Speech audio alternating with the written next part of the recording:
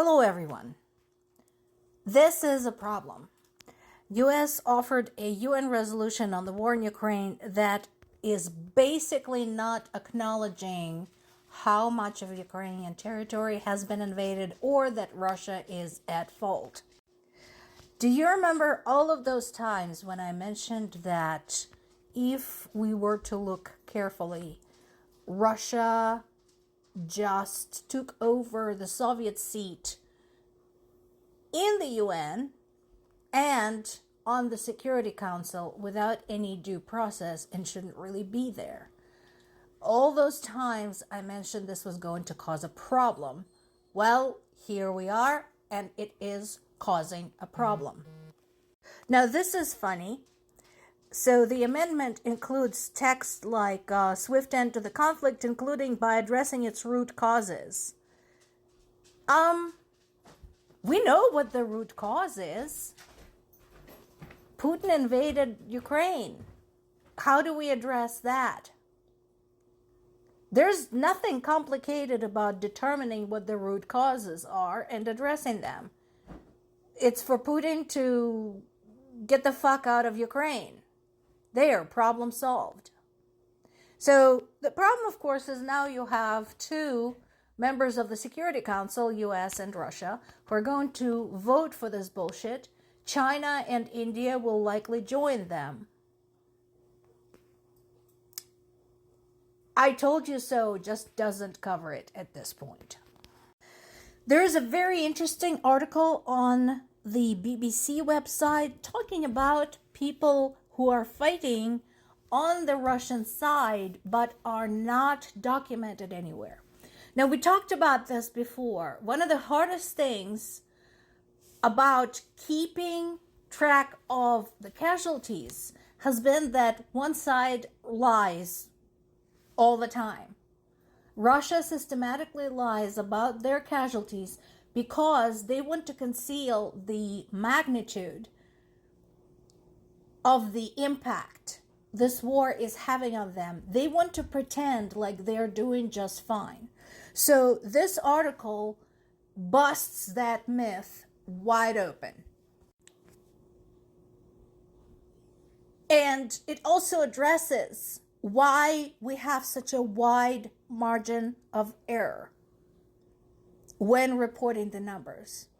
Because unlike Ukraine, who is working with the UK and France to help them out, to keep an eye on things and to determine the exact numbers, Russia is not working with anybody. And there have been now many dozens of stories from the families of Russian soldiers who were basically forbidden to inquire about the fate of their loved ones. If their loved one came back in a coffin, they were forbidden to hold a formal funeral. They were basically just told, drop it in the ground, cover it up, don't even put the sign up. So I'm sure you see the problem by now. BBC had split up these unknown groups into three categories. One was the disposables, basically young, inexperienced, low-paid soldiers that were used as cannon fodder in the front lines, along with the North Koreans. The poor and the underprivileged, those have been signing up quite a lot because they're poor and underprivileged, and there's a sign-on bonus. Also, there is a death bonus. So what that does to the family dynamic is unimaginable, because think about how you would feel if your parents, for example, said, why don't you go to war? We need a new car. And then there is the convicts. And that is a separate nightmare. And again, we talked about this. First of all, that contributes to the margin of error, because convicts are tracked differently from other people. Second, those of them who survived went home and went back to stealing, raping, beating people up, murdering. Some of those were serial criminals serving maximum sentences. And when they were caught, they received either no penalty or a token penalty, at which point they just signed another contract and went back to torment Ukrainian civilians. Fantastic article. Find it, read it. Trump's Putin summit preparations are underway, according to Russia.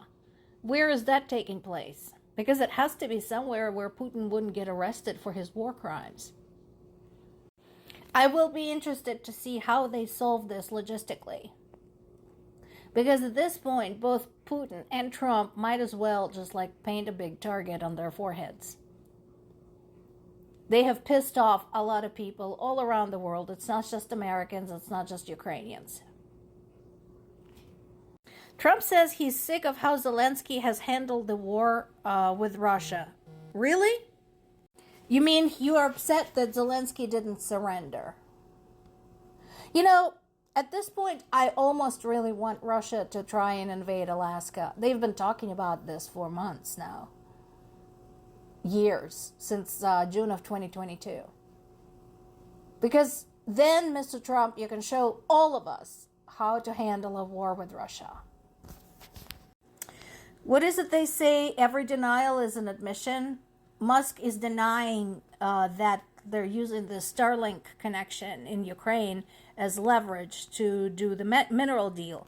So to me, that means that, yeah, they're totally thinking about it. So I would say that Ukrainian government needs to hook up with Europe and consider their alternatives when it comes to the internet connection. A lot of the military operation in Ukraine rely on the stable internet connection. And with Musk at the helm, anything can happen, and it already has. We know this. Meanwhile, while all of that demagoguery is going on, Ukraine is working to stabilize the Eastern Front. Why is that a problem? Why is that an issue? That is an older front line. So that particular area, the Donetsk-Luhansk area, has been a military zone for much longer than any of the other invaded territories, because Russian militants invaded that area shortly after the annexation of Crimea, under the pretense of trying to protect the Russian-speaking population. The history of Russian-speaking population in that region is fascinating. Look up Holodomor, the famous famine unleashed by Stalin's administration against Ukrainians living in that region. That's how Russian population came to be in that region. So that is a huge challenge. That is where we need help the most.